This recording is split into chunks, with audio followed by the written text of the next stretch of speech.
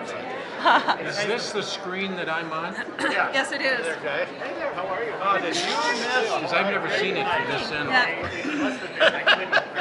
All right. I was going to bring the salmon here this morning. Oh my word. That was awesome. I would like to call to order this, I will struggle to call to order Yes. this regular meeting of the Destination Medical Center Corporation on Thursday, May 28th. And the first thing I will do is a call of the roll. Bill George. Here. Bill is joining us from a remote location, so we have all of our fingers and toes crossed for cooperative technology, and just want to thank everybody who worked so hard to make this work out. Jim Campbell was just noting that he's never seen this from this angle, and I think he's alarmed. Now I know what it looks like, Bill. Yeah, big face. So Bill George, Mayor Ryback. Here. Susan Ronnie. Here. Jim Campbell. Here. Mayor Brady. Here. And I am here, which gives us a quorum. I believe we are not going to be joined, sadly, today by Ed Ruska or Jim Beer, but we have a quorum, so we'll proceed. First item on our agenda is approval of the agenda. Is there a motion? So moved. Second? Second. All those in favor? Aye. Those opposed? That motion carries. The next item on our agenda are approval of minutes. And colleagues, we have two sets of minutes to approve. The first is from April 23rd, and the second is from April 30th. Is there a motion to approve the minutes? So moved. Second. And any discussion? All those in favor say aye. Aye. Those opposed? And that motion carries. Next item on our agenda is a public comment period. I'd like to welcome anybody to the front who would like to make a public comment. And please, welcome. Greetings. Hi, I'm Barry Skolnick. I just wanted to report to you on one item. Lisa Clark sent a memo which I applaud to the City Planning and Zoning Commission yesterday.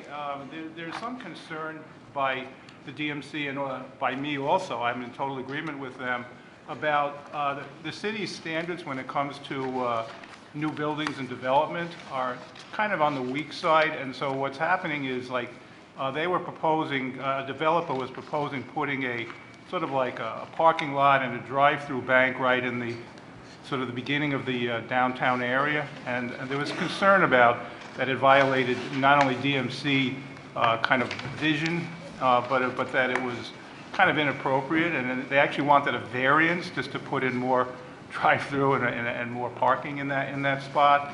And luckily, Planning and Zoning, they voted against it, but it's still probably going to go to the City Council on an appeal. And the issue is that it's going to take us a few years before there's a new zoning coming through. And so what happens in the next few years while this is happening? Are the developers going to be able to get buildings that are not in accordance with the DMC vision approved by the City Council?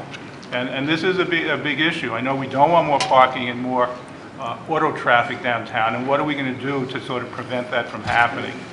Again, our zoning is very weak, and so it's so weak that the developers usually can get whatever they want. And so I think this is a big issue about how we're going to enforce the DMC vision in the downtown area. Thank you very much. Please.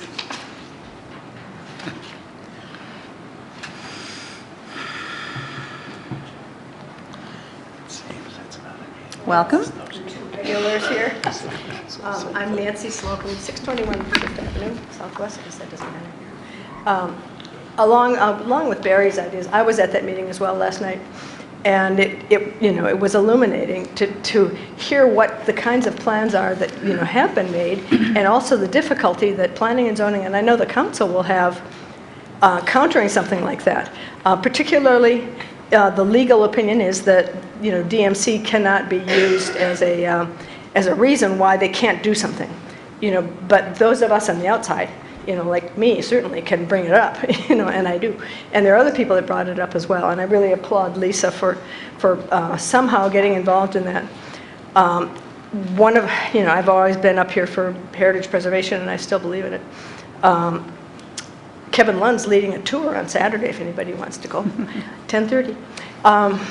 But at this point, I'm thinking about the neighborhoods in particular, in that, you know, along with planning and zoning and the council and the EDA, there's also, you know, a fourth estate, and that's the neighborhood groups.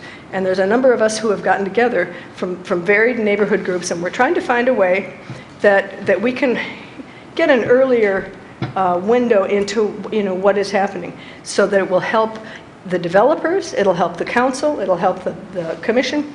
You know, the earlier we can all talk about stuff, the less reactivity there is. And so we're very actively putting together a plan, and I hope you'll hear more about it soon. Thank you. Thank you. Is there anybody else who wishes to make a comment to the board? All right. Well, then I will close the public comment period. And I'd like to move into my chair's report. And colleagues, if I may, first what I would like to do is just acknowledge some of the people that I see in the audience. If I'm not seeing everybody, forgive me. It's great to see Senator Senjum here. Thank you very much. I also saw Representative Liebling and Representative Norton.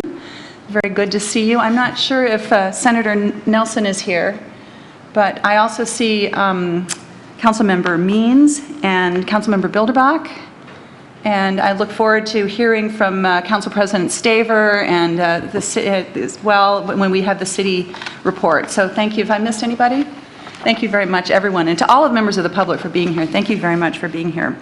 Colleagues, what I would like to do in my chair's report is to lead us through a little bit of a discussion about what our next steps ought to be for the rest of the year. And this is going to be, there'll be some things that we'll talk about as a board. There's also some things that will relate directly to what the EDA and the city are going to be working on. So help me figure out how to kind of pace this so that we don't get too ahead of ourselves with the EDA report and the city report.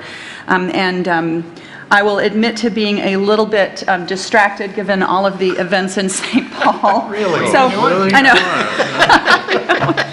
So if I'm veering off on a tangent, I count on my colleagues to bring me back so that We have to keep but it's I can tell you with great honesty that it is terrific to be in Rochester today. So I want to just start by saying, you know, as you all know, just sort of by way of context, following our last couple of meetings, we have adopted the development plan, and we had an excellent conversation at our April board meeting about some of the themes that we have heard from the community about matters of great interest to us. And I think that there was a consensus amongst our group at our last board meeting that we wanted to figure out ways of taking those key themes raised by the community and kind of integrate them into our thinking and our planning as we go forward. And so it seemed to me that now is a really good time for us as a board to think about what we want our work to look like over the rest of this year. And also if there are places where we want to give specific direction to our partners, the EDA, about how we want them to assist with that, I think now would be the time for us to have that discussion and kind of give that direction so that we can lay the groundwork for the rest of the year. So what I would propose is that we have been very clear about having really top three priorities, with the first one being Discovery Square, the second one being Heart of the City, and then the third one being transportation and transit. And on Discovery Square, as we heard last time, Mayo Clinic is really taking the lead on this for the moment by organizing a feasibility study.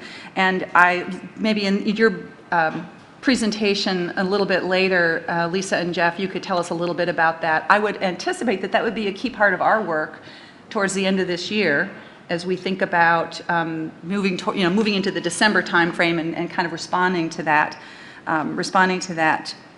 feasibility study. With Heart of the City, we have made great progress with the Chateau Theater, but of course we all understand that that's just a piece of Heart of the City. And I believe in the city's presentation in a few minutes, they're going to give us an update on the Chateau Theater part of that, and figure out, kind of give us an update on what's happening there. But I'd like to maybe ask this board if there are other things on your mind about Heart of the City that we think are going to be really important for us to engage in during the rest of this year, so that we can think about that and give additional direction to the EDA if we have any. I think Mayor Brady, I know that you've been thinking a lot about the issues of art and culture in the city, and that relates, I think, could relate to Heart of the City as well as the Chateau Theater, but that's just one example. So let me just stop there and see on that issue of Heart of the City if there's any further direction or discussion that we want to have on that.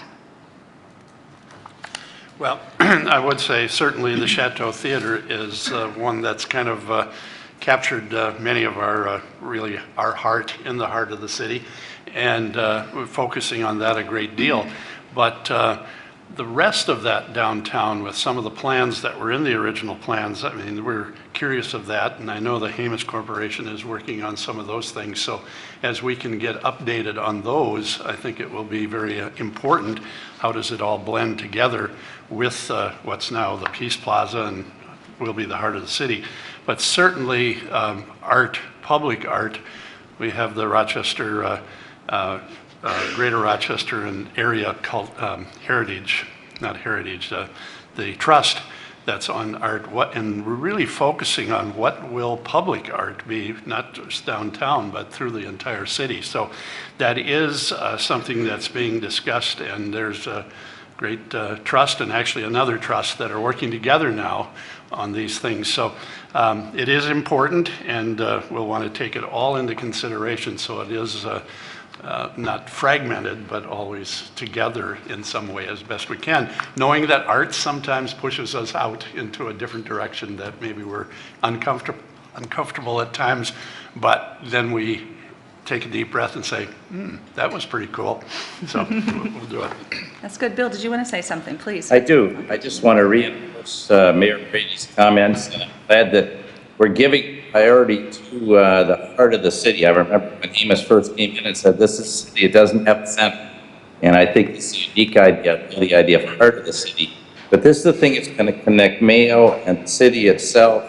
And there's so much that can be done with the Chateau Theater, with a first-class hotel on that property. It's more of a wellness hotel, and boutique shops, wonderful restaurants, and entertainment and art and things going on all the time. I think the conceptualization Hamas had of a canopy of some kind so that we can winterize it to some extent, but still keep it open to light to the outside is very, very exciting. I think this could be a real major project, and most important of all, we've been at this for 1.5 years, 2 years, and I think it's really important that the citizens of Rochester and the visitors to the city see something happen. We can plan for the next 2 years, but I think this is an area where we've got to get going and get things in place. Discovery Square is a very exciting project. It can follow, and many of the other great ideas can follow. I think we've got to put something in place that's a mark that people say, now I understand what they mean about a destination medical center. Wow, this is really exciting. This is the Rochester of the future, and this is the heart of the healthiest city in America. That'd be my push here for the prioritization. Great, thank you. Mayor Ryback. I'm excited, Madam Chair, about all those comments. I wanted to just say that one of the goals that I think we should also have is to clarify and enhance as much of the public realm as possible.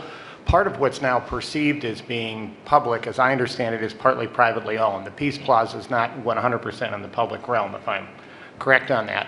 And I think as we look forward on this, we ought to recognize that, in a period of time where a great amount of the places we gather, much more of the places we gather is becoming privatized in the country. And I think there's a real opportunity here to make sure that as much as possible, that area is in the public realm and can always be a place where everyone in Rochester is welcome. They don't have to buy anything. They don't have to do anything except be part of their street. That will be more complicated because there's some in the private sector and some in the public, but I think really clarifying that and doing as much as possible to preserve that and enhance it is a big part of it. I also think we have a great opportunity here to clarify how to get from 3 different levels, Skyway Street and Subway, and there may be a way to do that in the private realm much like an IDS center does it between 2 levels, or there may be a way to do it in the public realm or vice versa. I don't know how to do that, but I do think we ought to get very clear on this idea that the public should own in both a real and a literal and a figurative sense as much as possible in what should be the public part of the city. You know, it strikes me that it might be a good idea for us to take one of our board meetings going forward. I'm not sure, I'll look to Jeff and Lisa to give some advice on this maybe when you come forward, but to take one of our board meetings to just focus maybe exclusively on heart of the city. And I understand that there's been some work that has started on talking with you know, many of the private owners of the property around heart of the city. And so when you come up, maybe you can give some advice on when that might be. But I think that would be extremely useful for us as we think about how we want to move forward on it. Yeah, Jim, Madam Chair, please. I'd second that. I sort of feel like I'm 6 months behind on what's really going on in heart of the city. I mean, I know about the chateau, and I kind of wander around and have conversation with people about other pieces of private property. But I don't really feel that I've drilled down and understand, you know, what the game plan is. So I totally agree with Tina's comments. We could dedicate a full meeting to get us all up to speed on where things are. That would be very helpful. Great. Susan? I second all that has been said so far and more. Just recently I had gone back to Beijing after being away for about 3 to 4 years, and I was astonished by the number of public sculpture and better wayfinding signs that have really transformed the city. And that's all public space. This is about China. And yet it felt different, it felt more welcoming, and it was more manageable. And I always said I never got lost in the Shanghai subway systems, but I got lost in the New York subways at Penn Station. Wayfinding signs are a great way to identify where you go and what's available. That's great. That's very helpful. Good. The third priority that we have talked a lot about is transportation and transit. We had a lively conversation about that last month, and we were talking about parking in particular. And I know that the city and the EDA, I think the city and the EDA are going to give us a bit of an update on the progress that you've made and kind of work that you've been doing collectively on that. So if I could maybe suggest we hold that part of the conversation until they come up, so that we can, as I have got a couple of specific things that I want to push on. But then we have these list of community issues that have been raised, and as you'll recall, there are really, I think, you know, about six of them, including energy and sustainability, healthy communities, historic preservation, affordable housing, women and minority-owned businesses, and then arts and culture. And I'd like to just take a moment right now and get a sense from this board about how we might want to move forward on these areas very specifically and tangibly over the course of the rest of this year, so that we can fulfill our interest in baking these into our work in the development plan. And maybe we can start with energy and sustainability. Mayor Ryback, could you? I know you've been doing some thinking about this. Yeah, and thank you, Madam Chair. And I think, you know, one of the things that has been really helpful is that this process has had a lot of public input. And one of the many things that we've heard a lot about is being able to use this project to do as much as we could to really move forward some really forward thinking on energy. And both you and I think others have done some work in thinking about this, and certainly Lisa Clark has done that as well. It seems we're at this complicated point where there are some really interesting ideas going forward, a district energy strategy, or what can this really be done to forward alternative energy thinking. But we're also at a complicated point where we need more information on it. It all sounds pretty exciting to me, but I don't feel, and I don't think any of us feel, that we're in the position yet to have the knowledge of what it would take. What would be a groundbreaking energy strategy here? How could that lift the energy opportunities for the whole part of the state? And is that going to pass the cost benefit for this group? So as all of that discussion was taking place, I know you and others have talked with the McKnight Foundation, which has come forward, Jim Campbell has, and they have come forward with an offer to this group to say that they would provide resources to have a consultant to this group to be able to put in front of us and the community some opportunities for breakthrough energy strategies. This could obviously be a district energy strategy. It could be one that combines district energy with some really interesting and exciting and sustainable energy sources, and put in front of us in the community those opportunities. Clearly, to do that, we would want to educate all of us with the community as part of it, and so part of that offer would be to not only have that consultant give us those options, but also engage the community in a workshop in doing that. So we have a tentative offer from Ignite to fund that work, and as I understand it, we would be accepting an opportunity to get free help on an incredibly exciting opportunity, and we would obviously be in the position to say good idea or not. But I think at the end of that process, I certainly, and I hope others would feel much more informed about whether we should take what could be a really game-changing step or not. So I want to see if we can put in front of this board the offer from the McKnight Foundation to fund that consulting help that we would be able to take the information from as we choose. Great. That's great. Are there comment or questions about that? Well, I would just Jim. add that I've had conversation with McKnight as well, and candidly, one of the most exciting aspects about being on this board is that now that we're up and running and we've approved a plan, there's a context for expertise and capital on the outside that would like to come in and work with us. And I think this is the first that we're going to have the opportunity. And this is real expertise. This is private philanthropy that wants to help us do this right. And I've also got a file on affordable housing because we've had the same kind of offers from really talented people that want to help us do affordable housing. So I totally support where you're coming from, RT. These are world-class people that have been working on this for some time, and they have a lot of money, and the offer they've made, I think, is something that we should definitely take advantage of. Great. Any other comments on this? I'd like to just add that in our development plan, it says specifically, it lays out a sustainability vision that says that we want to implement the most progressive, responsive, and resilient district energy network in the country. That's what is in our own development plan. And I think that, so I strongly support this move forward, and I think that having McKnight be able to provide us with some facilitation expertise and sort of help pulling this together, I think could be really, really useful. It's extremely important to me, and I know it is to Mayor Ryback, because he and I have talked about this, that this is also, that this is an engagement process and not just like, bring in experts from outside kind of an initiative. And so if we could maybe transform RT's information into a motion to accept the help of McKnight on this, if that's your intention, Mayor, is there a second for that motion? Second.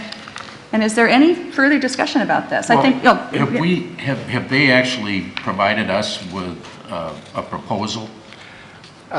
Madam Chair and Jim, yes, they have made an offer in an email saying that if we accepted this, they would then go back to their full board and get a final approval that we could have input into crafting. So what we basically have is an offer on the table to fund that, with an offer that also involves having us craft what that would be. And so, for instance, because we're sort of in the early stages of drafting a working relationship, summary of a working relationship. It would seem to me, conceptually, I'm very supportive of moving forward. I'd sort of like to have have their proposal come back to us to ultimately approve.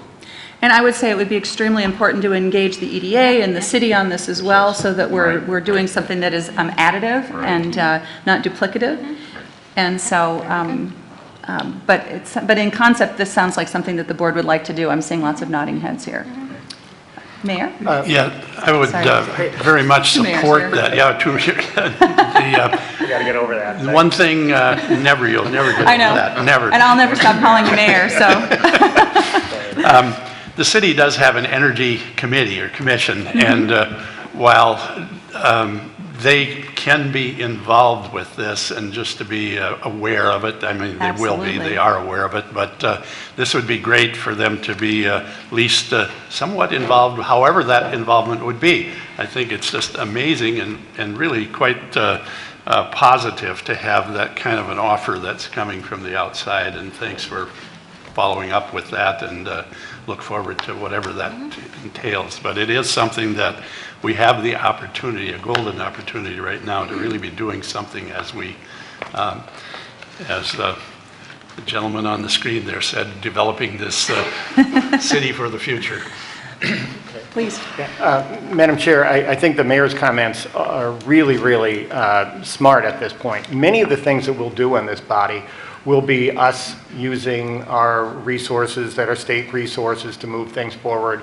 But in this case, what we're doing is using the DMCC to attract a philanthropic investment in Rochester that's not just about the clinic or the DMCC, but about Rochester as a whole.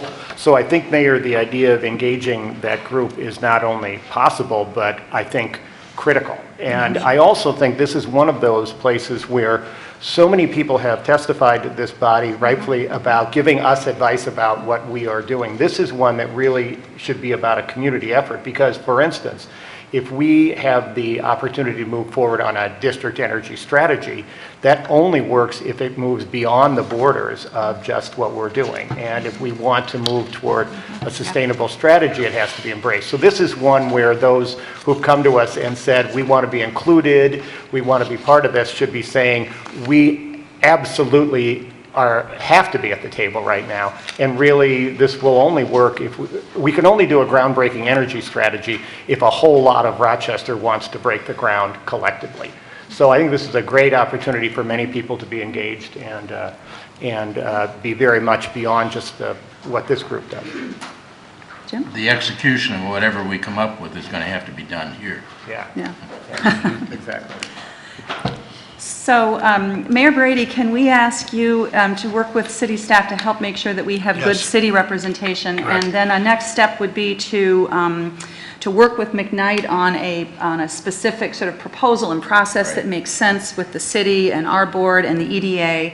And I'm going to look to our general counsel. Kathleen, do you think that this rises to needing to be a formal motion, as I was kind of going down the path of, or is this sufficient guidance to move forward, or what would you recommend? Madam Chair, I think that the motion is in good order, actually, to continue the work with McKnight and direct me, I guess, to finalize whatever the proposal is and bring it back to the board. Okay, and I think I know RT is eager to work on this, and as are many of us, so, all right. Mayor- One Mayor additional Brady. comment, we do have Rochester Public Utilities Yes. here as well. So besides the Energy Commission, that would be another Absolutely. major component of this endeavor. Is there a county entity that should be engaged as well? Yes, there is. So we could, yeah, because that extends just outside the city limits as well, so yes. Great. So we will work with McKnight to make sure that the appropriate, stakeholders and interested parties are engaged, put together a proposal which we'll bring back and move forward. And so with that, is there any further discussion on this item? And I'm going to ask, so all those in favor say aye. Aye. Those opposed? Jim is, yeah. Motion carries. That's terrific. Another item that has been raised often by the community and is also just intrinsic to the conversations that we've had about the DMC is the question of healthy communities and the built environment. And I would like to just talk about this for a little bit. Our vision is to create America's city for health, and we are engaged in building a place that brings that vision to reality. It strikes me, colleagues, that this is something that is well worthy of kind of a deep dive in one of our board meetings. And I am quite interested in hearing from experts, and we have some experts here in the community who know a lot about this. I'm thinking specifically of Mitzi Baker, who is on the city planning staff, who has done a lot of work on this.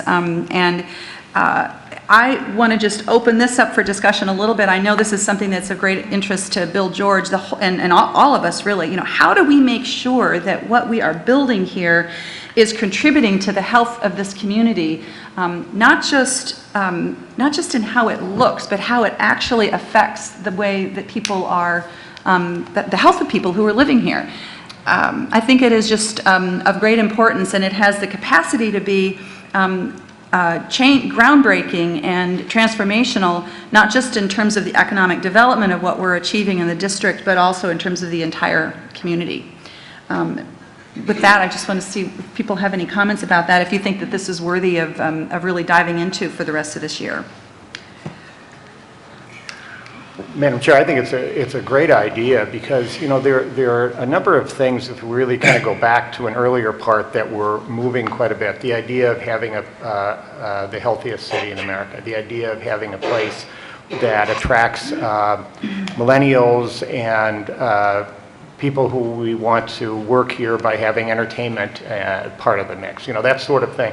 And I think this is, somehow we have to figure out a way to influence these things where we're not necessarily going to put specific dollars forward, but their values within the work that we have. So I'm really happy that you raised this. And I do think taking one deep dive into how are we moving forward the potential of a healthy lifestyle in this city would be a really good value for us to do. It won't be as tangible as most things, but to me it would be something where we would say, okay, are we encouraging walking and biking?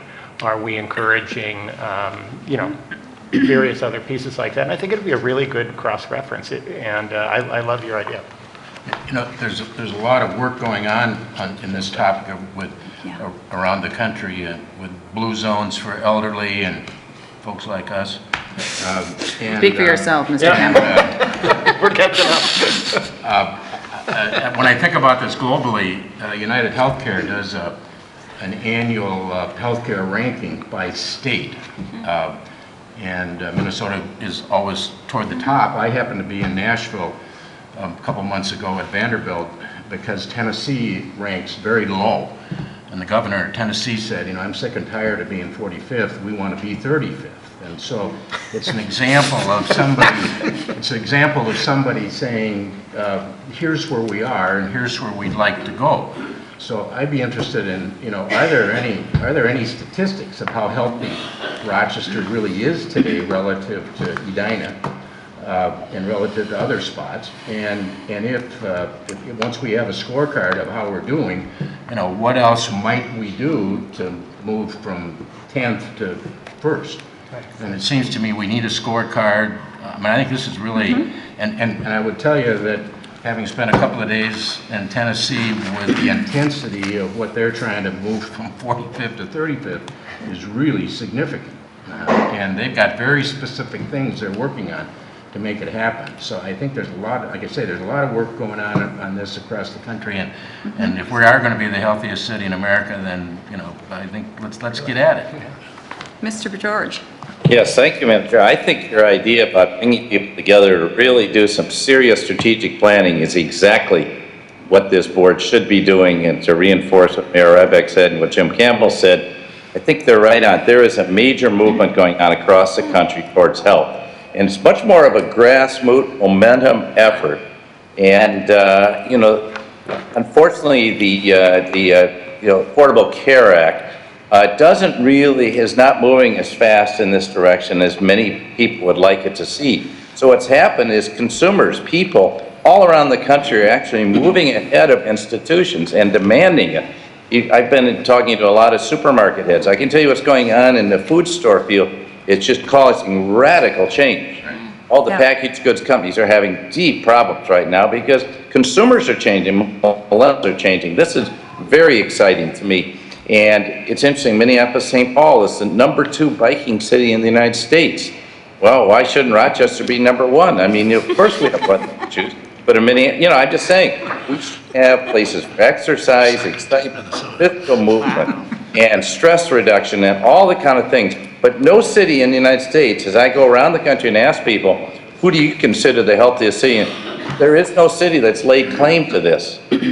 We are very well position to do it. I think we must have metrics, and honestly, I think this ties into the Governor Dayton's desires too, to see Minnesota be this healthiest state. And so we are being funded by the state for the large part, 80% of the funds coming from the state. So I think we have an obligation to the state to set the standard, and why not? And, you know, I think the governor's always been very proud of Rochester and Mayo and what goes on, and I see this as just a fabulous opportunity to get out in front, and I think I've always been a believer in the bandwagon effect. You lay claim to it, and then you build around it, and then you have metrics to demonstrate. You don't wait for 5 years to see if it happens. You move out, you lay claim to it, and then all of a sudden things start happening. And I think, being the Mayo representative in this board, I think the Mayo people need to get involved and would like to get involved. If you talk to Mr. Bolton, who's now chair of the EDA, Lisa Clark, who's new director, they would love to get involved in this in a joint planning effort to really get some momentum. There's a lot that Mayo can contribute this to with the new Danny Abramson Center and all the things it's doing. And that's why I keep talking about a wellness hotel, because we've got to have ways where it's really tangible. And then we have metrics to measure it and get the citizens of the city and the county really involved. Very exciting. And I think getting people at all socioeconomic levels, so this is not just a upper or upper middle socioeconomic thing, it's people at all levels really engaging their health. And I can see great opportunity here.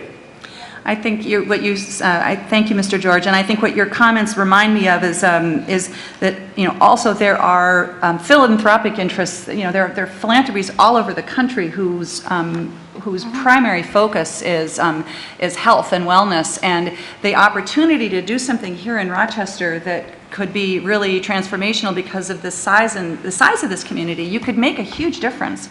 And I know that we've heard from the community how important this is, and so I just think there's a real sweet spot here. And I also just want to remind the board that in the development plan that we have adopted, it says specifically that we ought to be focused on, we all agree that we ought to be focused on promoting health and creating a culture of health in this community. And so I think that you can see we actually have goals in our plan to lay this out. So I'm really excited about the opportunities for doing this and thinking about it as part of our economic development strategy, not a one-off thing. Jim? Mayo has a partnership with United Healthcare in Boston, and so there's already a significant working relationship. And I know the United Healthcare folks they've done this healthcare ranking for 25 years. I know that the staff there would be happy to join in a dialogue with you with the metrics they use and the survey mechanics, et cetera, et cetera. I think they could be, I'm sure you're doing a lot of this already, but there again, I think reaching out and being collaborative with other people who work on it, I know they'd be happy to help. Yeah, Jim, you know, I've been involved in that as a member of the Mayo board as well. And the Optum Labs, which is based in Cambridge, I think if we'd had the Discovery Center up and running at that time, we'd have been a bigger candidate. But I, for one, have been kind of behind the scenes on Mayo to say we really need to have a second center for the Optum Labs at Discovery Center. And I see that's one of the things that's come along. Because Optum Labs, they're doing breakthrough work, Jim, and bringing together for the first time patient data, which Mayo has, and claims data, and using big data analytics, the Watson techniques IBM has, to really analyze what's really happening and then demonstrate analytically how we can improve health. And again, I want to emphasize this has to be across all socioeconomic brackets. I think that's really important. Ethnic groups as well. Our foundation's been very deeply involved in a lot of these things with more immigrant groups and other ethnic groups, and I see just great opportunity here. Yeah. Mayor? Could I also put in just a plug that as we look at that, we talk a lot about food, and that we happen to be in the middle of the most bountiful part of the world right here, and yet I think we have a long way to go to be able to have people see this as food tourism, that people now travel many places to be able to eat the local foods, and I think we could really pump this up. I do want to just comment also, Madam Chair, if I can, on Mr. George's aspiration that this should be the #1 bike city in America. You're cutting a little close to the bone. So I would much rather say that the Minneapolis-St. Paul Greater Metropolitan Rochester area is the #1 bike city in America, but I think we can share that. Mr. We're going to have a bike lane that's going to run all the way from the Greenway in Minneapolis all the way to the river. Now you're talking. The Civic Center at St. Paul. And you and I and Mr. Campbell will help initiate that, along with Mayor Brady. I'll be there. The city biking effort. Are there mopeds? I'll meet you at the end. What are those things? I just want to follow up on something that Mr. George was saying, which is that just as a reminder to this board that we've had the opportunity to hear from some of the great social services organizations in Rochester, including the Salvation Army and many others, about the work that they're doing. And the opportunity here, again, from the perspective of our board, is to be additive to those efforts and supportive of those efforts and not duplicative. And so I think that's a real challenge for our board. As we kind of dive into this a little bit. But so I'm hearing, are there any other comments on this specific issue? This is great.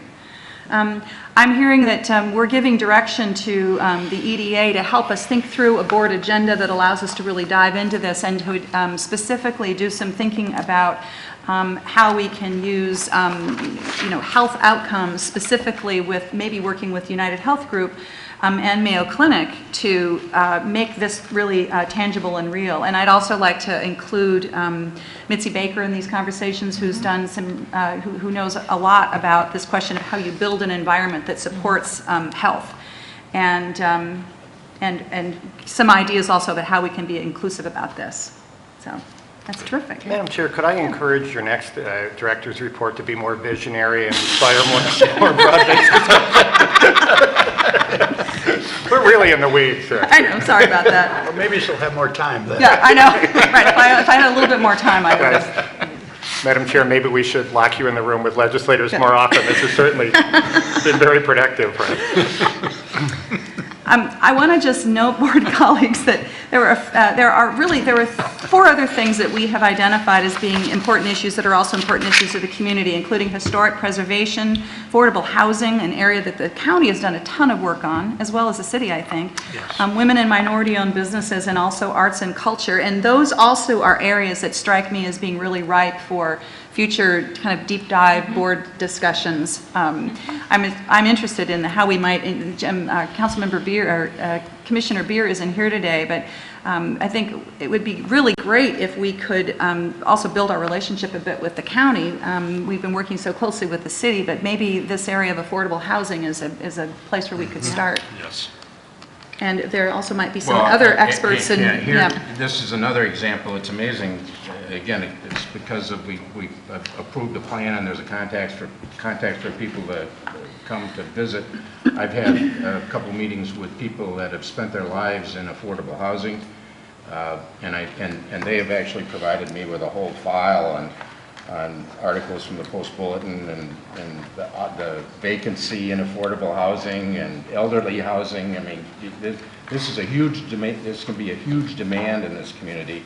And I know there's a dialogue going on with the county, and I'm sorry Jim's not here today, because there is some legislation that's been approved several years ago for Hennepin County that provides Hennepin County some unique bonding capabilities. And I know that Olmsted County is potentially looking at the similar kind of legislation for the next session. So I'd like to see this one on the agenda, sometime sooner rather than later. Great. Great. Have I tapped out your vision? Any other comments? I know. Madam Chair, if the goal here is to lay these things on the table, do you mind if I just throw one other quick one in? Please. The issue of how you get from another part of the country to here includes how we look at airports and transportation from the metropolitan airport and the use of the local airport. I think is a big piece of it, be it high-speed transit or Google cars or expanding airports or whatever. I do believe we have to think about the experience of getting here. So somehow putting that within it, knowing that there are limits on what we should be doing as this body, but at least forming a point of view and a strategy on it. Great, thank you. I think that's, if I could suggest, a great thing to Yeah. put in the mix as we think about transportation and transit. It's a very good point. I Madam think, Mayor. thank you for mentioning that. We're doing a lot. I chair the Airport Commission, and Mayo is involved with the airport company of that, but we're doing a lot of work on that, and I think maybe at the next meeting it would be appropriate to have the airport manager here to talk about those things that we're working on. If you talk to the folks at the MAC up in the Twin Cities, the air industry is changing dramatically, and it is about keeping people in seats and all that, and what kind of service do we have here, and what are we trying to get, and other kinds of modes that might be, you know, a bus between Rochester and some transportation that you actually go through TSA here, and your luggage is there, and you don't go through it up in the Twin Cities, but you get on the flights you need. All of those things can be discussed, and I think maybe it would be wise to have John Reed.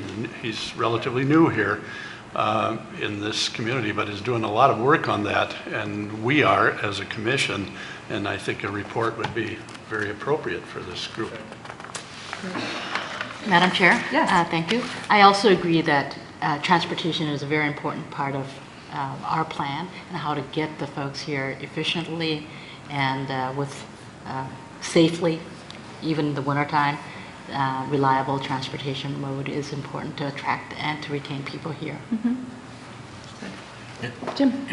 You know, this is a subject I know nothing about. I'm not sure I know It's not many of us. how the airport is owned and who does what, and we contract You're with not the alone. outside. So I'm thinking if we're going to do this, it'd be helpful to put together a file of data and of information that gives us traffic numbers over how many flights. I mean, the kind of analytical data that's good background for us to have before we get involved in listening to someone talk about it. Okay. Thank you. Well, with the permission of this board, then, I think we should, I propose that we work with the EDA specifically to think about agendas for our meetings for the rest of this year focused on these areas, though we've not spoken specifically about, in much detail about historic preservation or arts and culture. I think that those are also areas that are, again, really integral to how we implement our economic development goal, which is the foundational purpose for our board. And I must be hearing my friend and mentor Bill George whispering in my ear, because I also just want to remind us that if we lose focus on the big three things that we're trying to accomplish here, Discovery Square, heart of the city, and transportation and transit, we will not be able to accomplish any of these other things that we've been talking about today. They all have to come together. And I think those are, just as a sort of a reminder to myself and to all of us, that those are the first vehicles for us to really be able to realize some of these bigger vision things we're talking about. I'm smiling at Bill. Always gives me very good advice. With that, I'm going to bring this conversation back down to earth with a couple of specific things. The audit committee. We are in the process of doing the audit that we need to do, and I would like to ask if there are any volunteers to participate in this, the audit work, which is very, very important in making sure that we're being good stewards of the resources that we have. I can tell you that Councilmember Haraska has offered to be a part of the audit committee, and I just wanted to let you guys know that we're working on this, and if there's anybody else who's interested in helping out, Kathleen, maybe you want to just say a word about what's involved here, that would be helpful. Sure, Madam Chair. The audit is underway, and typically as part of an audit, the auditors like to speak with members of the board directly to just ask about board practices and get some assurances about what's going on. It is relatively a brief conversation. I believe it can be done over the telephone. And so that would be the nature of this. And then the completed audit would come back to the entire board. Great. And I also know that Commissioner Beer has offered to be, as our treasurer, has offered to be helpful with this. So we have two people who are helping, and if anybody else is interested in helping, please just let Kathleen or me know, and we'll go forward. The last thing I want to talk a bit about is the need already upon us to start to think about developing budgets for 2016. And I've had an opportunity to talk some with Jeff Bolton about this. the timeline for our budgets is very early. I believe that we need to approve a budget, see, there goes. I believe that we need to approve a budget at our September meeting. By September. Madam Chair, by September 1, we must submit it to the city, so it actually has to be approved prior to September 1. Okay, so it needs to be approved at our August meeting and submitted to the city by September 1. And so that means we have 2 months in which we need to be developing budgets. This is primarily the staff work of the EDA, but it's my observation that it would be, last year, we really weren't in a position to give much direct guidance to the EDA about that budget because we were in the throes of working on the development plan. We all were. And I think it would be really helpful if we were able to do that much more directly this year. And Jeff and I have talked about this, and he agrees that he thinks it would be extremely helpful to the EDA. So with that in mind, I know that Jim Campbell and I are very eager to be a part of this conversation. Anybody else who is interested, as you remember last year we had kind of what we called a kind of an ad hoc budget committee to look at the budget, but we want to be more involved in helping to develop the budget this time, and that's what we're pleased to do starting in June, I think. So any questions or comments about that, and anybody else who wants to be helpful, more than welcome. Okay, terrific. Yeah? No, nothing. With that, unless I have forgotten anything, I'm going to conclude my lengthy chair's report. That's a good one. Very good. Thank you very much, everyone. Thank you. The next item on our agenda is the DMCC 2015 budget year-to-date update, and I am going to ask, thank you, our Assistant Treasurer, Dale Martinson, to come forward. Madam Chair, members of the board, there isn't actually a report in there. We had no expenses for the last month, actually, that were submitted to us. We have been busy working on the audit that you just mentioned, and I want to thank Corporate Counsel Ms. Lamb for putting together all the contract work and the engagement letter and that kind of activity to get that going. The field work has been done for about over a week now, so they are working on just kind of finalizing all that and getting some of these letters and conversations done. As to the actual 2015 budget, again, we're still, I think I mentioned last time, closing out these contract commitments and figuring out what things we're coming back to you and asking for a carryover of a budget from 2000, getting my years mixed up now, we start talking about 2016 budgets, but anyway, from last year's 2014 budget, we're going to ask you to carry over some into 2015 because of that finishing the plan. And again, when you start looking at this budget for 2016, I'd encourage you to start looking at it from the standpoint of what is our operational budget and our marketing budget and that kind of thing versus project budgets, because this plan was really a project and it was hard to reconcile that into an operational year. And as you'll see on the DMC's or the EDA's report, I think they're going to show that you're going to carry over basically or have an uncommitted cost that we're going to let lapse of about $1.8 million on what was really approved to be the plan work primarily. So if you could kind of think of putting those into buckets of here's a project that might be multi-year budgets, might take 2 or 3 years to finish something with Discovery Square or whatever, and versus what are we actually asking for operational budget approvals. So that's all I really have for comments, unless you have any questions. Thank you. Any questions? Great. Thank you very much. That's very helpful.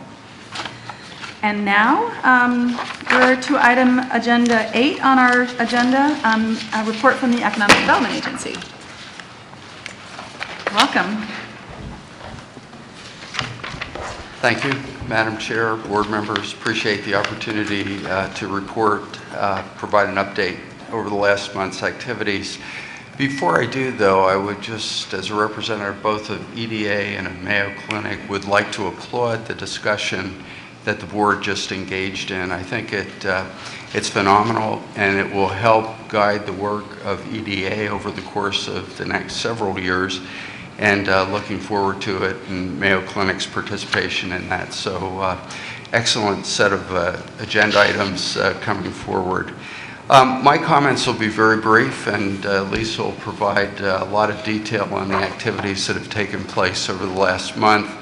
I would say, again, thinking about the plan being approved a month ago, there has been a lot of work on the part of Lisa, as the EDA staff and the city in terms of really building the foundation for moving forward in terms of process and application procedures for developers and the like, and Lisa will talk about that. It's been significant, and it's moved at a very rapid pace, and I think it's reflective of, the close working relationship of EDA, the city, and Mayo Clinic as well. The things that I'll report on are really related to Mayo's contribution and where we are in the status of those. Our facilities group, Mayo Clinic's facilities group, is working on the offices for EDA. It'll be in the Rosa Parks Pavilion. We anticipate occupying that space in late summer, early fall. We'll provide the renovation costs and the occupancy expenses. It'll be at a great Main Street, if you will, location for people to come in and engage in discussions about the DMC projects and initiatives that are underway. So we're excited about that, and as we begin to staff up, it'll be the location for all of our employees of EDA. We have extended the contracts for insurance. Again, Mayo Clinic is supporting all of the insurance costs that are in compliance with the contract, the DMCC contract.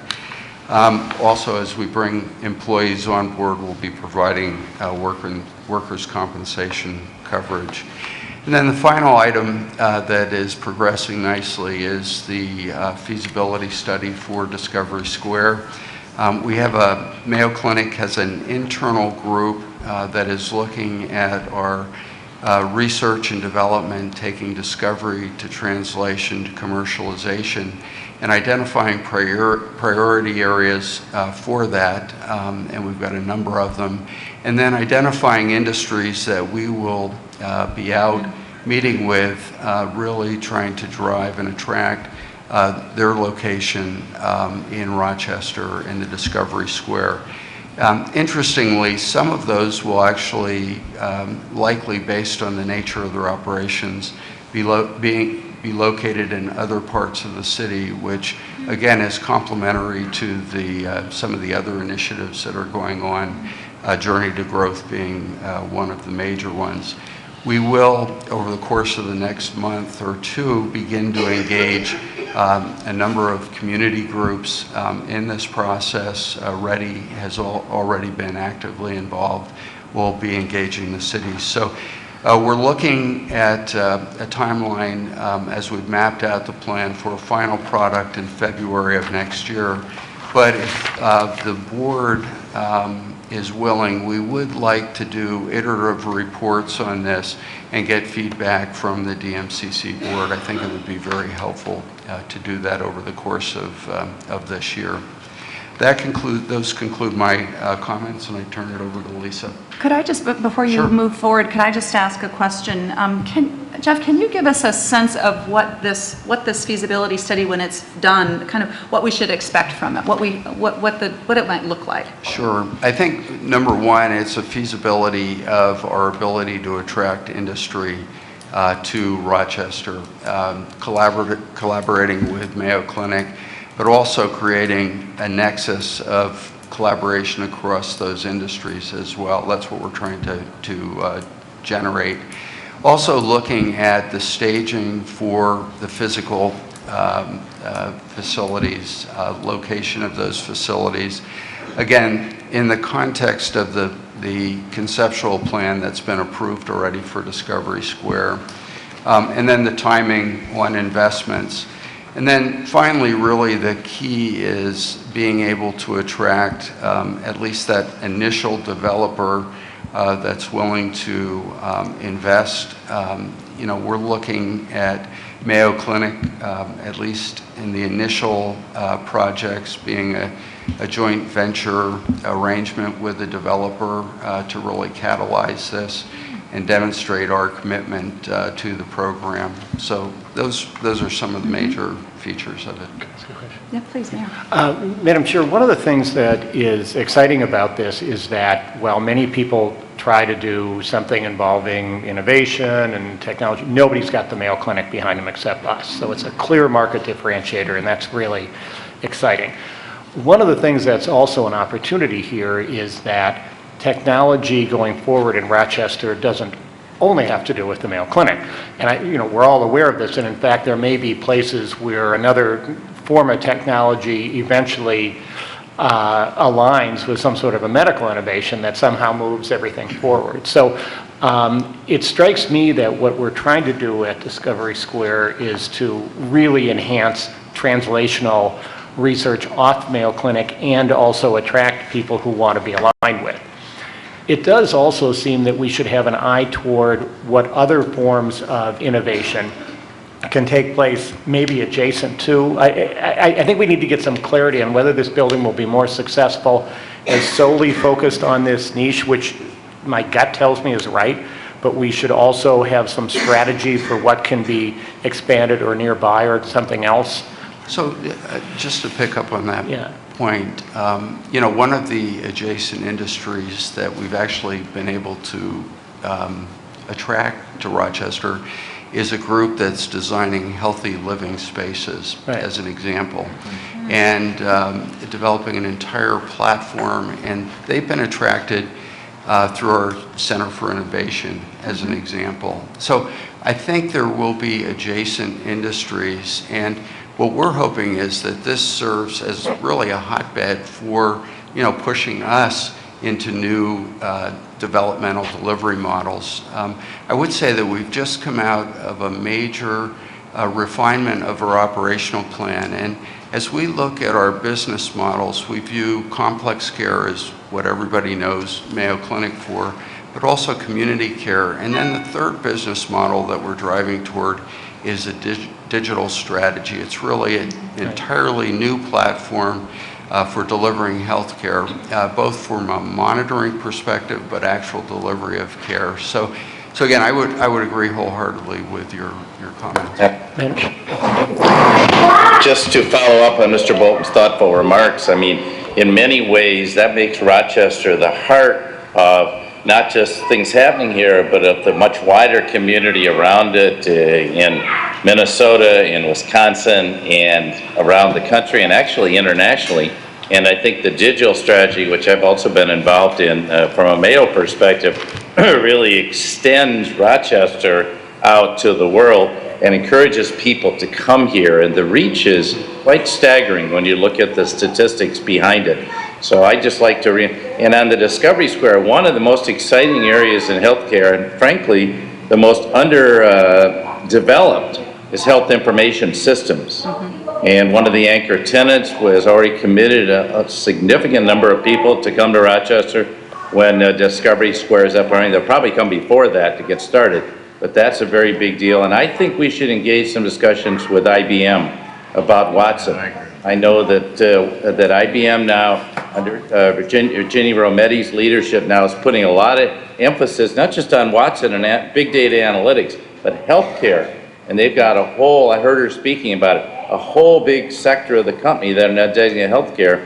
We've got the facility here in Rochester that, by the way, that is an historic facility. It was actually designed by my uncle's partner, Errol Sarrington, and so that is a very historic architectural facility. And the idea that that's going to be left empty because IBM's pulling out of town, I think there's opportunities to reconvert that if we could persuade IBM. That's a wild idea of mine, but if there's some way we could talk to IBM and get them in the box to really make a commitment to healthcare information here and link them into Rochester as a city and Mayo Clinic and Olmsted County as well. Jeff, did you want to respond? And then Jim, please. Yeah, just to respond to that, we are working closely with IBM on the Watson as it relates to a number of their healthcare initiatives. We're just launching a clinical trials, basically where they do surveillance of your data set. And then also in some of the artificial intelligence with diagnostics. And we've got good CEO to CEO relationship, as well as with the local folks here. And both in the healthcare front and then also in the smart city front, they're doing a lot of research and development in that area. So I think there are a number of ways that we could engage IBM, and any help that any members of the board can provide us with would be very welcome. Thank you. I'm going to have to sign off, Madam Chair. I apologize, but I've got a commitment I couldn't get out of, so thank you for a very exciting meeting. Sorry I can't finish it up here. Thank you.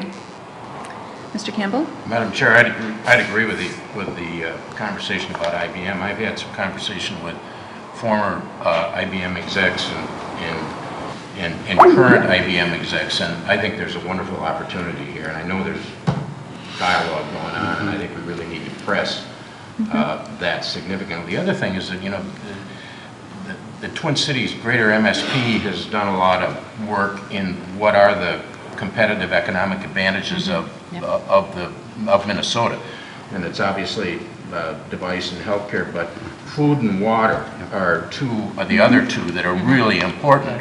And if you're going to focus on food and water 85 miles northwest of here, why not focus on food and water here? And food and water have a lot to do with one's physical well-being. And so I think we just need to think more broadly about what the state views as its economic competitive advantages and focus on those as well. Yeah, please, RT. One of the things that, this is all super exciting. I think one of the things that is also pretty clear is that Rochester has a several decade experience of having two technology-oriented companies coexisting. And the lore has always been, you know, IBM's out there, the clinic's down here. But I would imagine through that you began to understand what it's like to have this talent in one city and possibly moving from one place to the other. And if we really use that experience, we also should be thinking about how technology that just in a current sense is just not at all related to Mayo Clinic can be nearby. At the very least, thinking about co-locating spaces. The historic Grain Exchange is now the Brain Exchange in Minneapolis. It's a place where innovation can go. So let's say somebody is very involved in some of this advanced technology at Mayo, but their partner wants to begin to incubate somewhere. We should be thinking about that from a land use planning. Is there nearby co-locating? And so as you do the feasibility study, I just think this idea of just keeping the eye open to things that are not part of Mayo right now, or even part of the sector. I agree wholeheartedly, and we're actively engaged with the Chamber's work on the broader diversification of the economy. We feel it's absolutely critical for us to have a much more diverse economic base. So agree. Thank you. Seeing no, that's right, Mayor Brady, please. Jeff, just a real quick question. In 2 weeks, 3 weeks, some of us will be going to Philadelphia for the Bio International Conference. Will there be any opportunity, you think, to follow up on any possible leads at that point? Yeah, Mayor, we also have an EDA member coming to the conference as well, so we'll make sure that we close the loop on all of those discussions. Good. Excellent. Absolutely. Are you going to that event as well, Mayor? That's great. So you can represent the city and the DMCC. We can do that. And will. What we could do is prepare a briefing packet of a lot coming out of the Mayo Clinic Ventures and then the EDA representation. So I appreciate you bringing that to our attention. Yeah, that's great. Sounds good. Great, thank you. Madam Chair and board members, good morning. I'll do a quick update on about 5 things in terms of operational efforts for the EDA. First is the staffing. We've completed our phone interviews, and we're going to start our interviewing processes for 3 of the 4 positions. So you can imagine I'm quite excited to get those people on board. I spoke with Ed Ruska the other day, and he's going to help us representing the DMCC on the economic development position. So I think that's very helpful. And anybody else that's interested, please let me know. We've got 3 of the 4 positions are posted in the chute, and I've got a 4th position that I'll be posting soon. So very excited about that. The interesting part about our staff, it's a 5-person, as you know, mighty, lean staff. And so although all of these people have a title, they will wear multiple hats and multiple functions. So the title will represent part of their portfolio, but everybody needs a title. So I'm excited to bring the team on board, and we'll do some great onboarding and get the group moving. In the meantime, the wheels keep turning, so we will continue to move forward on all of the other efforts. I would agree with Jeff, and thank you for the conversation that you just had about the work that we're doing, because it really does help us set the stage for this work that our staff will be doing. And it actually affirms a lot of the discussions that we've been having on the EDA. So the conversations that you were having really matches perfectly with the discussions we're having, and that is music to my ears. So we're happy to step up and help guide some of those things. A couple of things on the planning and administrative side. I call it our partnership section, where we are partnering hand in glove with the city of Rochester, and I think those discussions are going wonderfully. And we're right now meeting every other week. We're calling it an administrative team, and we're working very hard on the process, making sure that we create a process and a system for developers and interested parties to enter the city of Rochester in a very deliberate and thoughtful way, and creating a smooth process. So we've been working hard on a couple of things. First, we put together a kind of a principles document so that we could start all on the same page and make sure that we all agree on the direction that we want to head. And I think that's been very helpful for us. It's an internal document, just that we're working all up the same platform and framework, if you will. The first thing that we just looked at this week is our draft of an application process. So a formal application process that the city and the EDA will share, and we'll work on that together. And I think that's coming along quite well, and probably very close to final form on that. Second thing we're working on are providing you with the evaluation report that you need. So as projects come through, they go through our system, our process, you're going to need a report, and you're going to need a report with an executive summary, but also a report that's really aimed at the information and that you need to make decisions as these projects come forward. So we're making sure that that report is going to be helpful to you as well as the city council as as the projects come forward. We also are working on the process. So we have this week we met and walked through the process flow chart. When does the city and the EDA meet together? When do we go off and do our due diligence on our own? When do we come back together? And we had that first discussion this week, and I think we're going to create a very efficient process. People want an efficient process. We want to make sure that this is an open community for developers and interested parties, and I think the process in itself is a strong message that we share with interested participants. So we'll have everything from a process to a package about the community of Rochester, as well as about economic development and development in itself, so that we'll have that available to interested individuals or groups.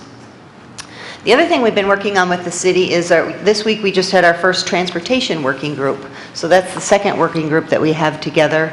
That group is going to be very instrumental and an important first step as we start to commence the preliminary planning and engineering studies that have to go with the transportation efforts. Mr. George talked about transportation. The mayor talks about transportation often. This is going to be an underpinning of everything that we do. And so again, that's one of our 3 priorities, and we're going to focus on that.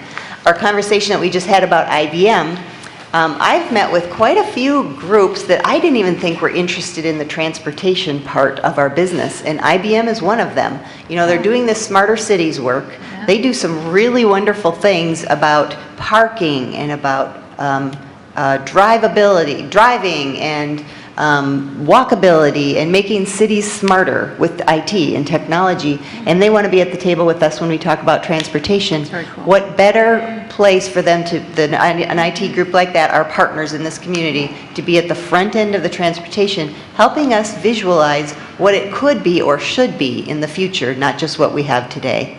So I think they'll be great partners. Other people are talking to me a lot about transportation because they're interested in, one, is it connected to their building, or is it going to make their efforts easier to transport from one area of the city to the other?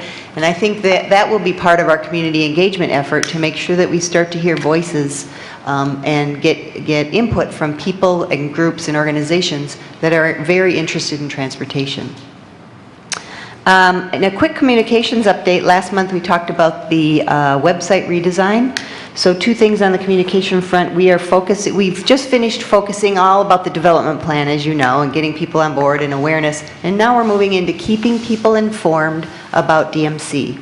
whether it's locally, regionally, or statewide. And I think that's going to be critical for us, particularly for the next 5 years, to make sure people understand, one, what we're doing, but more importantly, it's often important for us to remind people why we're doing DMC. You can lose it real fast when you get into the details of a transit system, or something's costing too much, or how much are you spending on public infrastructure, to remind people why we're doing this across the state. So we'll continue to march forward and communicate those efforts. The website redesign is the other thing we talked about. We are now launching into our efforts on changing our website, or renovating our website, if you will. 2 areas. One will be more of a visual content, user-friendly website to make it easy to navigate.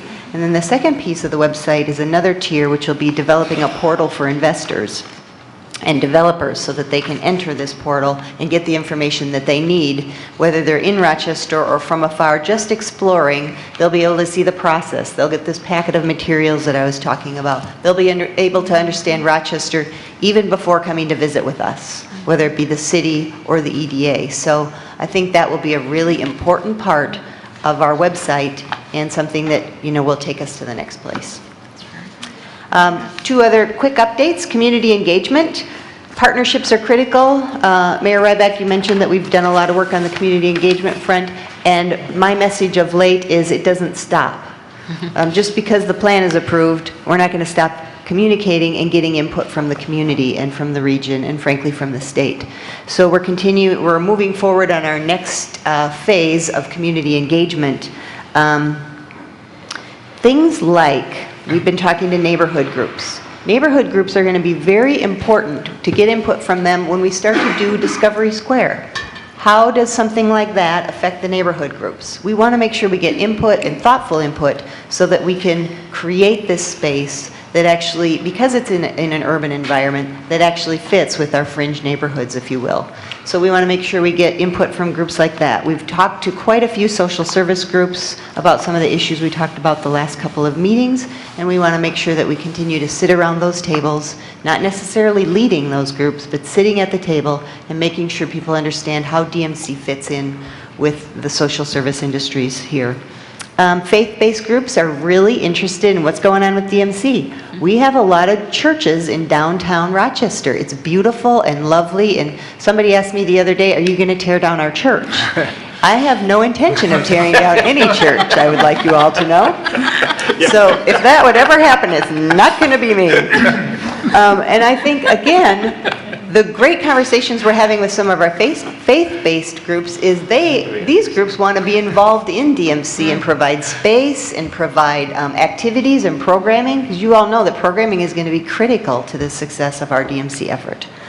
The community engagement piece, also we talked about arts and culture. The mayor mentioned the trust and the collaborative groups coming together to talk about arts and culture, not just in downtown, but in all of Rochester. And that's going to be a big, important part, one of our 8 areas of focus. We've had some energy discussions already. I'm really glad to have that discussion this morning, because the group that I've met with once only had all of the players you're talking about. We need to combine these efforts and have one group working forward on the energy effort.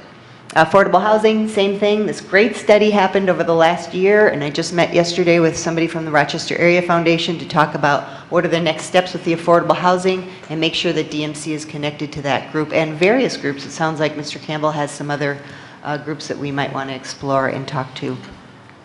Finally, the airport that you mentioned, that's a really important part to Rochester. And there's a group in this community, and this is the reason I'm bringing up these partners that we all have, is the community comes out on these things. And we have organizations and groups in this community that are forming already and have been formed to actually address some of these issues. So we will partner with them. So some of the things that we talked about earlier, let's make sure we're partnering with them.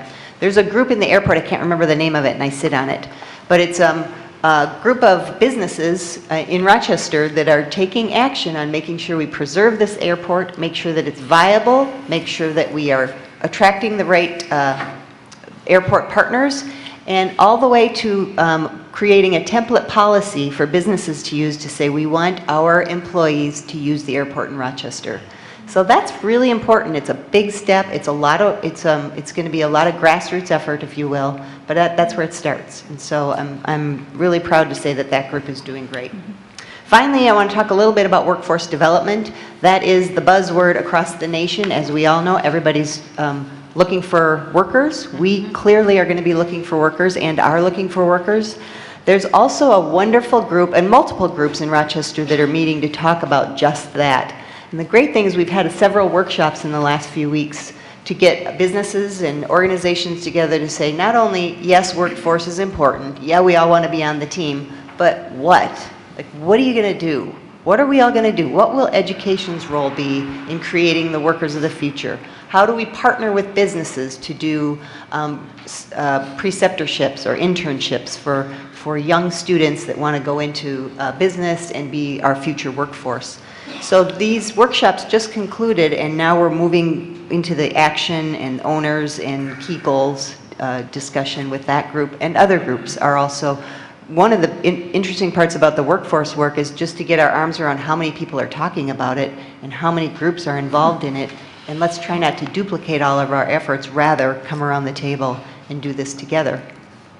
Rochester is a community of the right size, at the right place, to put those people around the table.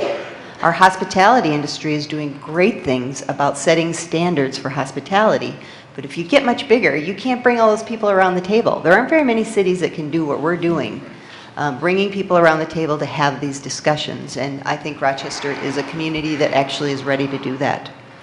So I will conclude my report with that, and maybe take any questions if you have any. I think Mr. Campbell has a question. Well, I do, and I'm not sure it's appropriate to address it with you, Lisa, but you know, sometimes we get hung up looking at the trees and we sort of forget about why we're really here. And I was back in Florida over the weekend, and we're at two social events, and both nights there were couples there that have come from Florida to Rochester. And in one case, two couples had been here and another couple were coming here for the first time. And so I sat there and listened to them talk about what the experience was like to come here. And so my question is, does someone survey people once they've been here to really listen to what the patient experience is like? And is that data pulled together somewhere? I mean,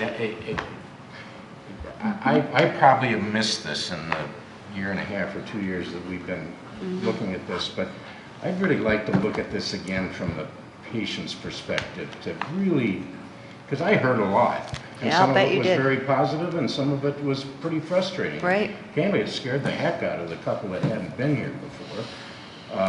And so, I mean, I think it's really important that we stay tuned. And so, how is that done? I got off Delta Airlines and I got home and I had an online email from them asking them how they'd done.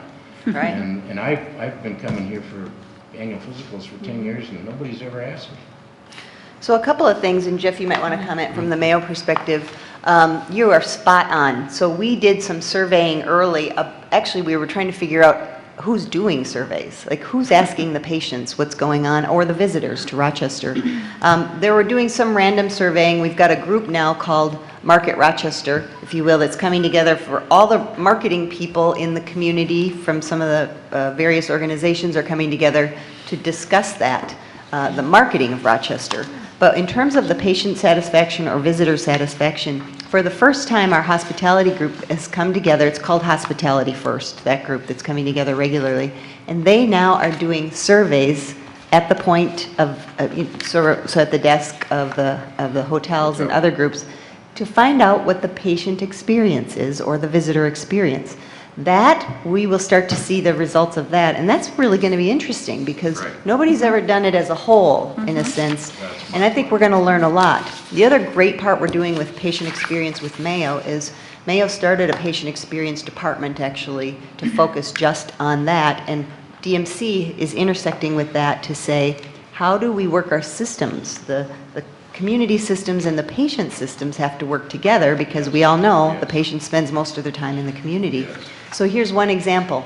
We've created a system and a process right now where if I'm at a hotel, I'm a patient at a hotel, and I had a really bad experience at Mayo, let's say, I'll tell the hotel person about my experience. That loop in our system now is going to go back to Mayo, and Mayo's going to become aware of it and close the loop back with the hotel. We've never done that. We've done lots of, somebody calls me, I call somebody else, oh, I'm sorry that happened, let's try and fix it. But this is actually a formal system. So some of it is just creating the systems that can help us do our work better and smarter.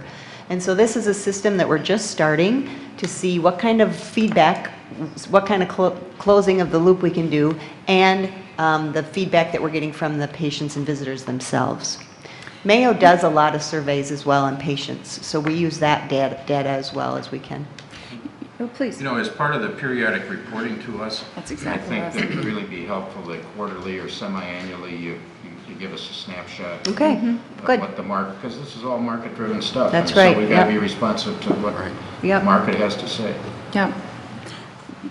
Mayor Ryback. Thank you. This is a wonderful report, and I think one of the great many reasons why I'm at least, and I know all of us are so happy you're in this role. It's great work. Could I say two things that may contradict themselves, which won't be the first time? The first part about it is you talked about participating in those many groups in Rochester and meeting with groups like faith communities. This is an incredibly important part of the work. It's also important in that work to make sure, and I know you're doing this, but I just want to reinforce it, to keep out front what is our direct role and what is a role that where we are participating at a table because we're trying to be collaborative. You know, in the comments, for instance, up top about the public comments about drive-throughs and that sort of issue, that's really almost a gray area. Is that ours or not? But, you know, in this process, I think the more we're working with the community to be clear about what we're in charge of or not, because I think there is a tendency to put a lot of stuff at this table that, sorry, Mayor, we're going to put at your table. True. Yeah. That's very true. Yeah. I just pushed one to you this morning, Mayor. It was great, it felt great. Oh, that's not mine. So, so that's comment one. I just wanted to lay it out. I know you're aware of it. Now I'm going to contradict myself by opening the scope. I've always thought that along with being the healthiest city, this is the heart of the heartland, that one of our marketing strategies really is that this is about Rochester and the gateway to X. You know, you can't, in the middle of a desert, go to a great lake or trout fishing. You can't see beautiful bluffs of the river in, say, oh, I don't know, Cleveland or Baltimore, okay? And so I think the more that we're also marketing the 50-mile, 100-mile radius of all of this, the better, and I know you're aware of that, but I do think that Rochester as the gateway to so much that you can't find in any of our competitors is a big deal. Absolutely. One comment I'll just make on your earlier point about when we're leading and when we're at the table. So our community engagement strategy that we put together actually has some of that defined, where we say, where do we lead, where do we advocate, where do we participate? And I think we have to be very clear about that, because if we don't, we are going to be expected to lead everything, and we just can't do that. And we shouldn't, frankly. There's just so many partners that do it better and should do it. So on that front, I think we're on the right track, but thank you very much. Great. Lisa, I just want to comment that I really appreciate the work that you and the city are doing on making that gateway for private investors understandable and clear about what we're looking for. Having worked both at the city and at the state, I know that this can be a place where communities accidentally are very frustrating to people who are interested in making their investments. And that, you know, I often think that really in many ways the primary role of the Economic Development Agency is to attract the private investment that is going to be the fuel for this project. And so I just want to tell you how important I think that work is. I think it's really important, and hopefully from the perspective of a organization or an entity that is thinking about making an investment in Rochester, it's seamless to them. Right. And that's, I know, what you're working on, so. Yeah, thank thanks you. a lot for I that. would say Steve Venvold and Gary Newman and Mitzi Baker have all been really great partners on this, and we continue to move forward, so thank you. Great.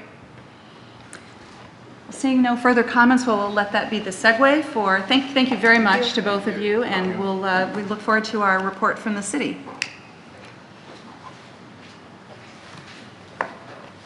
Welcome.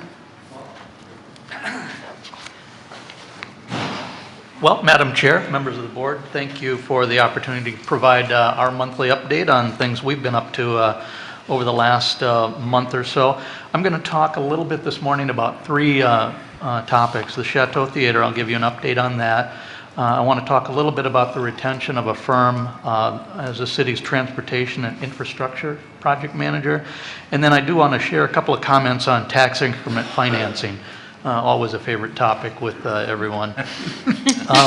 First, a couple of brief comments going back to your earlier conversation. You might like to know that the city did decide to expend some funds to hire a consultant to help us develop an energy plan as part of our comprehensive plan. So that is something we're moving forward on. We also recently decided to expend some funds to engage some expert help in coming up with an arts master plan for our city. So I think you'll see that we're moving forward on as many fronts as possible with the resources we have. On to the Chateau Theater. As you know, on April 6th, the city signed a purchase agreement with the intention of purchasing the theater in an amount of $6 million, with $5.5 million being contributed by the city and the remaining $500,000 being contributed by Mayo Clinic. That began a 60-day due diligence process that allowed the city to evaluate the building. We did engage a team of multiple professionals to review the building structural architecture, the building code compliance, mechanical and electrical systems, roof integrity, and the masonry structure of the building. It was a very positive report. The assessment team visited the site and walked through all of the major spaces to evaluate the condition of the systems, and they made an extensive report of noted deficiencies and provided that to the city. Of note, the team found the building's structure, utilities, and architectural elements to be in very good shape. While they did note some areas of concern that would warrant some further attention, it was really significant in their summary that they stated that all members of the assessment team agreed that the condition of the Chateau Theater building is better than what was anticipated before the walkthrough. The repair and maintenance outlined in the assessment is not considered significant for any building of its size and is less than what could be expected for a building of its age. While modifications and upgrades will likely be required for new use and occupancy, they are not anticipated to be any more difficult than an average, more contemporary building in Rochester. So we were very happy to receive that report. City Council did subsequently decide on May 18th then to proceed with the purchase of the building, and we're now negotiating a closing date with the seller. We've not sat still, though, as we've moved forward, and a few things that we're actively engaged in. Mayor Brady has actually taken the lead in having discussions with several in-state experts with experience with similar entities like the Hennepin Theater Trust, the Ordway Theater, the McPhail School of Music, and the Paramount Theater in St. Cloud. We're in process now of inviting a gentleman by the name of Mr. Thomas Hoke from the Hennepin Theater Trust to come visit Rochester and tour the Chateau. We'd like to learn a lot more about the Theater Trust and how that's organized, some of their experience and suggestions, especially related to some of the ins and outs of any building renovation, some professional expertise we might obtain, and just generally pick his brain as far as some other ideas as we move into this endeavor. We will very likely have a small group engaged in that visit, including representatives from the city, the DMCC, and the DMC EDA. We've also established an executive steering group just to help us get going in terms of deciding the reuse, and we'll do that in cooperation with the DMCC, EDA, and Mayo Clinic.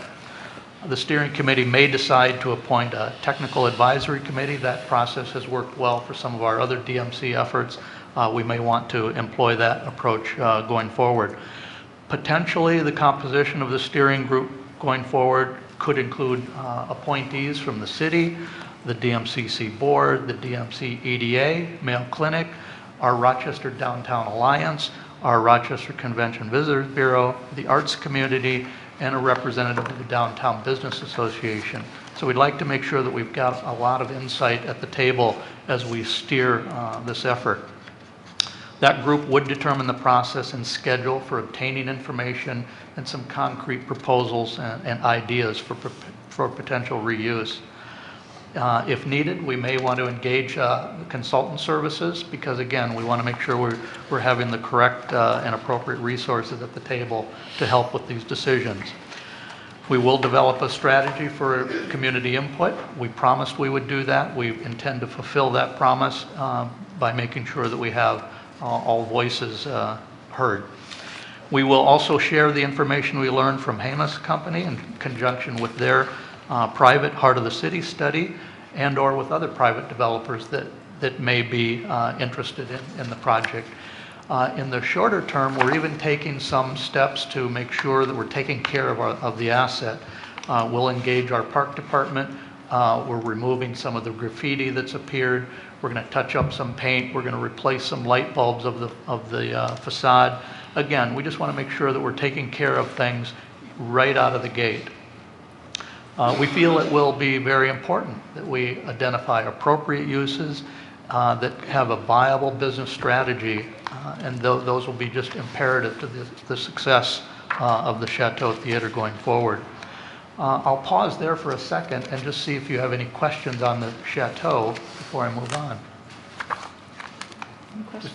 Yeah. Just a quick comment, Madam Chair, that I've worked with Tom Hope over many years and think he's very, very innovative and smart and can bring some great capacity. I do think one of the things you should encourage him to do and a consultant to do is to recognize you're in a state with tremendous arts resources, and the more of them that could be brought to the table as opposed to, in my mind, an exclusive arrangement, I believe creates more capacity. And bless you, there's, I think probably the work that was done at the Ordway to negotiate shared strategies with different resident groups as well as other booking groups. I mean, I think there are a lot of models here. And, but I think Tom is a great, great person to be part of that mix. You'll have fun with him too. Good point. And again, Mayor Brady is leading the effort, so we've already begun making those contacts if we want to get going. Next up, I want to talk a little bit about the retention of a firm as the city's transportation and infrastructure project manager. As we know, there are several major Phase 1 DMC transportation, transit, and infrastructure projects. Some of those include a study relating to transit options in the downtown and how it fits with bus operation, studies related to parking, study of the Transit Management Association concept, street and utility infrastructure projects, and several others. At the present time, our city departments can provide good leadership, review, and input into those types of studies, but with the present workload, our staff will have great difficulty doing the RFPs that are needed for the project consultant work, and then coordinating that work with those of other consultants in other aspects of the DMC plan. We think it's appropriate to retain a consultant firm to act as adjunct staff to help coordinate the work, to help better keep projects moving forward much faster and with better organization. We're always reluctant to hire consultant staff for tasks that our staff are very capable of performing, but in this case, we just don't believe that we have sufficient time and resources. So again, in the spirit of wanting to move things forward expeditiously, we're looking to bring on some additional support there as well.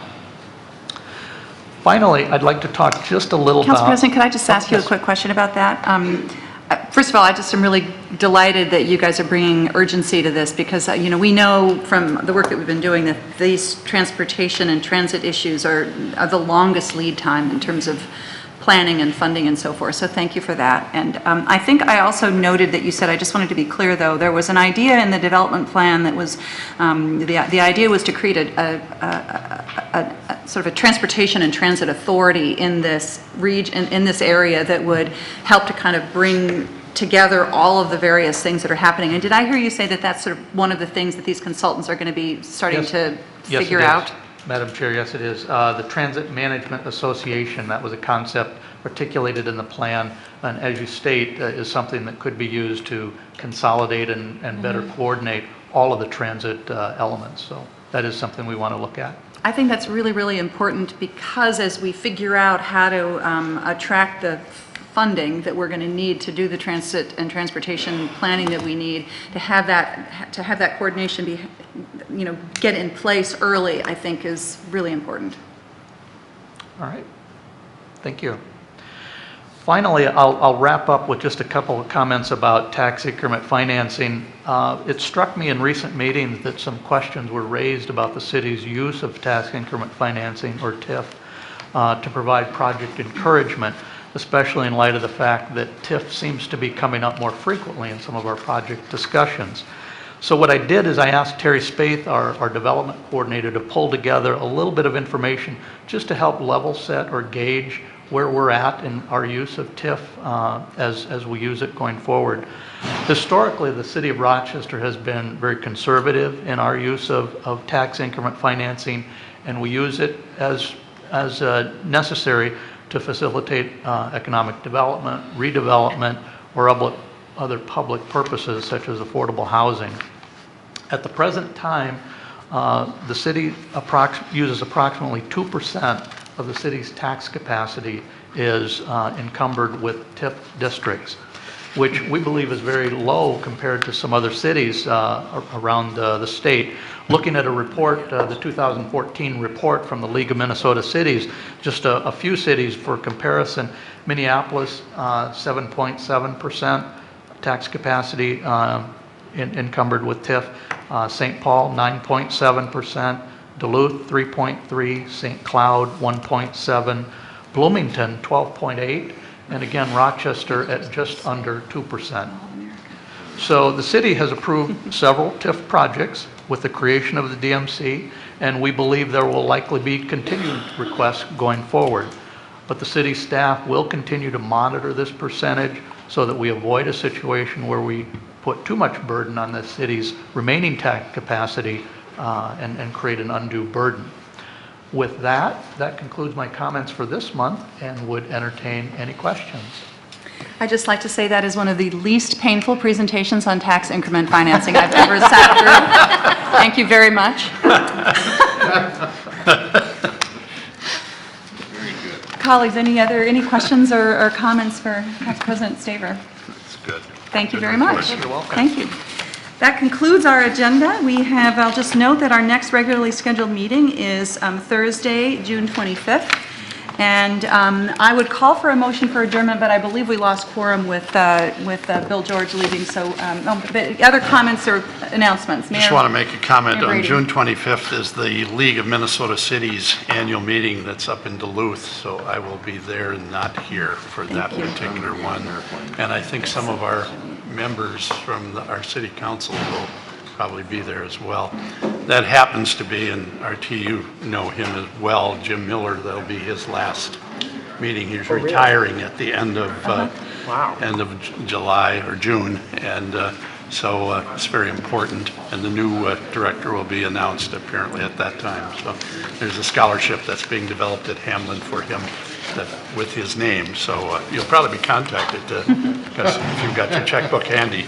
Madam Chair, as you know, Yes. he's the Beyonce of city government. Yes. So it's a big deal that he's stepping down. And just a Not couple exactly, other Beyonce. comments. Please, ma'am, please. Madam Chair, Tina, thank you so much for what you're doing. Lieutenant Governor, Chair of this committee, it's obviously you still give full attention to this as well, in spite of all the things that you're having to deal with at the legislative level. Also, I want to say thanks to our staff, and it's been recognized a couple times today again that they continue to do this work along with everything else, and they do a remarkable job. And the community issues that we talked about at great length, and a couple people have already acknowledged how important this was. To me, it's one of those things that through the whole process with DMC, and when the plans came out, there were all kinds of concerns, rightfully so. You know, the pictures showed that didn't show that the library was still there. For a while, it didn't show that the chateau was still there. And so what we talked about today shows that there's far more of DMC beyond the bricks and mortar, and it was so important, I think, for that we really spent the time to talk about that. and not just to kind of give voice to it, but to give action to it as well. So I think it was very important. So again, thanks. Thank you. Seeing any other further comments? We will stand adjourned. Thank you. Thank you very much. Thank you. Well done. Well done. I'm